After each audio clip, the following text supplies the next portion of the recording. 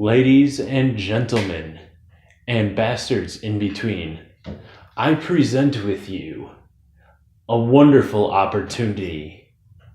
The opportunity to board Space Station Middle Finger with me.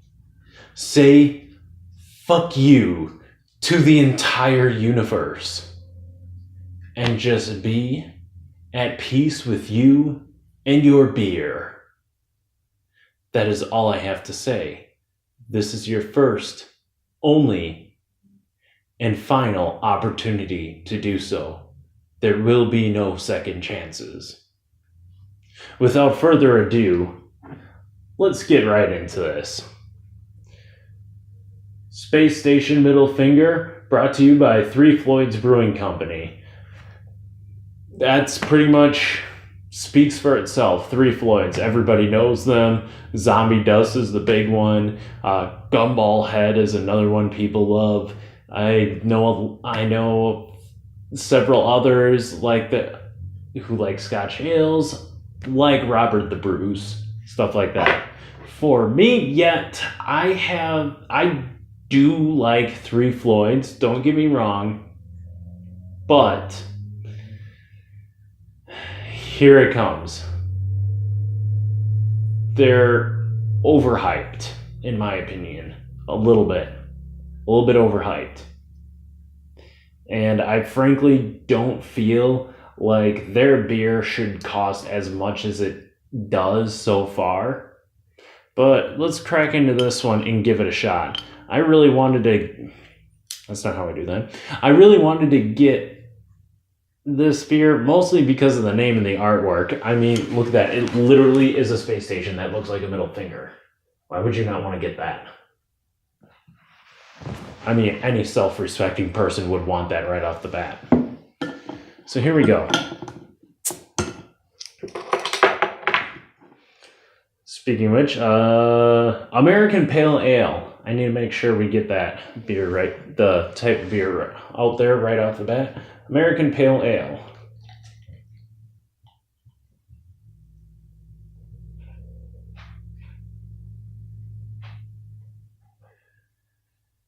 Darker yellow color and gold. Got heads nice and foamy, rocky. Got about a finger and a half of head on there. Lots of carbonation bubbles flowing up real fast to the top of the head. And it's, pretty hazy. Not clear. It's that nice, deep yellow, goldish kind of color. Perfect for a pale ale style.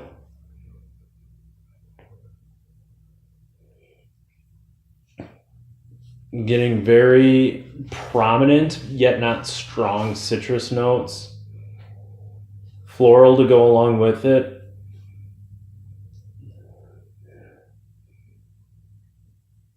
And I think it goes, kind of in prominence. It's kind of a fight between citra and earthy and then floral a little bit. But those are all three of those are very prominent. And if you want a good, well-balanced IPA, you have to have all three of those in, your aroma and your flavor, unless you're trying to, make a juicy IPA or one of those other weird styles. But this has got a nice balance between all three of those aspects.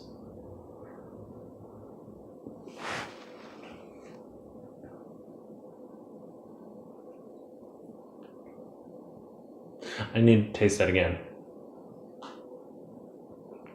So the body is well balanced. It's not too sweet. It's not too dry, but it does leave a dry aftertaste, dryness to it afterwards. So it's not, sitting there and you're drinking, super dry, a super dry IPA from start to finish. It has a bit of juiciness to balance it out a bit, but it still leaves you dry at the end.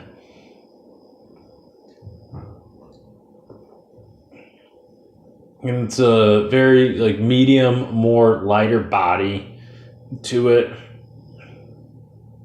And again, as I said, when I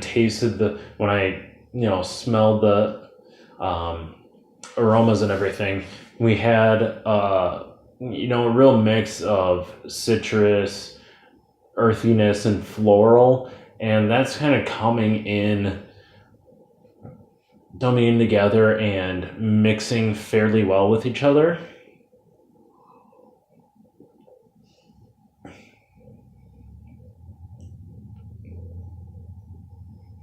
I'd say the taste is more prominent on floral than it is in the nose, but there's definitely the earthiness is just an undertone to it, and the floral is mixing with some light citrus.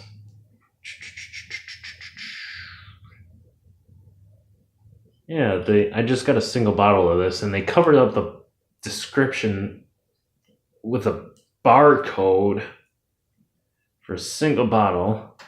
So this is kind of irking me. But let's see if I can peel this off kind of cleanly. I can read most of it, but not all of it. Ooh, hold on. From the dawn of time, humans have looked to the sky for answers. Space Station Middle Finger replies to all from its eternal orbit. Behold and enjoy this bright, golden American pale ale. Yeah. I would agree with that. It is definitely bright. I will agree with that. I'm not sure what they used prominently for that, if it was citrus or floral, but it tastes like it's more, bright floral mixed with some citrus. Yeah. So,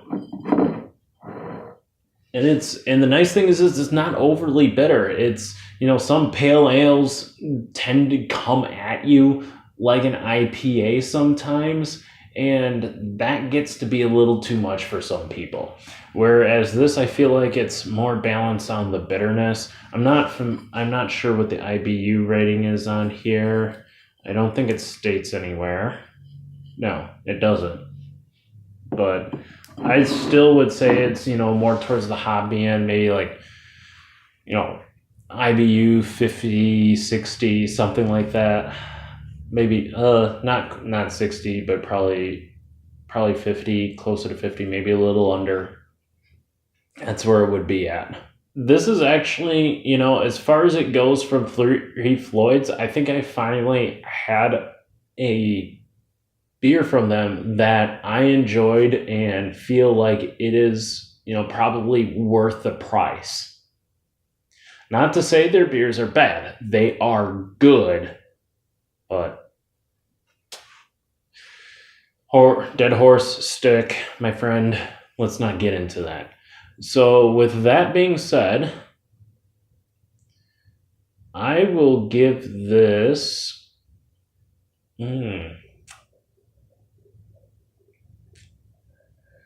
a 7.5. I feel like they could probably made it maybe a tad more juicier so it's not quite as dry. But everything else is fairly on point for a pale ale. I feel like this is a fairly standard, mildly hoppy beer that you can just enjoy. I wouldn't say drink this on a hot summer day. I would say this would be more kind of like a springtime beer when this freaking snow finally melts. Jesus Christ, get out of here. Stop snowing. Nobody wants this. It's March. Go home.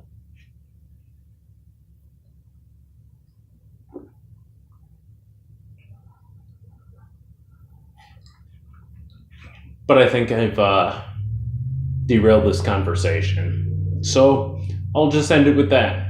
Stay thirsty, bastards.